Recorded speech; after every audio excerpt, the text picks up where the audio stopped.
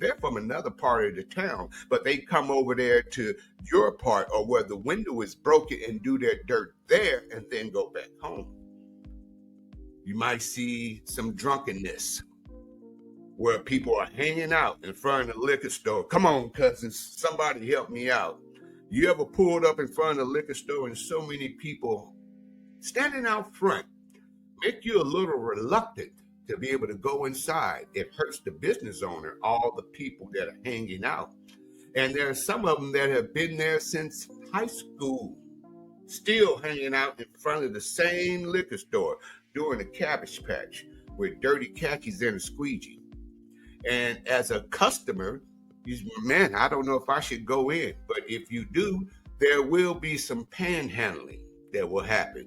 Hey man, let me get $1. Let me get a couple bucks. I once had a person tell me what I'm gonna do with $1. What I'm gonna do? I said, man, you asked for $1. I gave you $1. I didn't have to give you nothing. Okay, you asked for $1. I gave you $1. He looked at me like, what I'm gonna do with $1? My goodness, just the balls and the audacity and just the brashness of some of them. You got to go in there and make a purchase and come out. Eventually, that area starts to go down. It starts looking tacky. It starts looking run down to the point where it's a slum.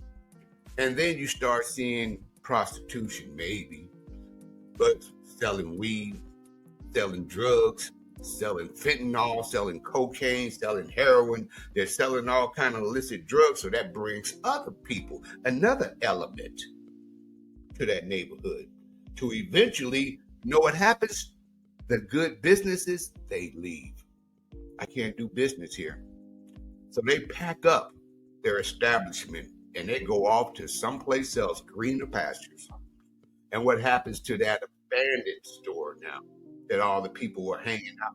They have nowhere other to go. Well, sometimes violent crimes start to happen. You might be seeing assault. You might see someone get jumped on or maybe even stabbed. To eventually, someone's going to get killed over there. And when they do, they'll find their body over there by this abandoned building with all those broken windows. Now, this is the theory. Now, it is also a metaphor, but here's what happened. I want to break it down, and I want to make sure it is right.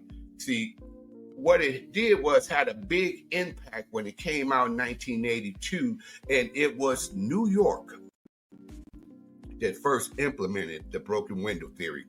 They had a police commissioner, hard-nosed guy. Yes, William Bratton. I don't know if you guys remember Bratton from New York. He said that the broken window theory, first thing we got to do is clean up the subways.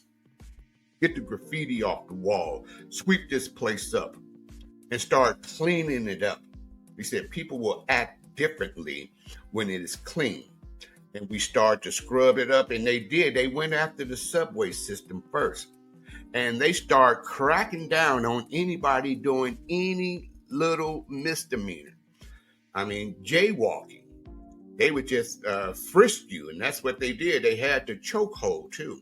They were putting the chokehold on people, and some people died in the police hands over something that is minor and minuscule. That's the broken window theory. Because, see,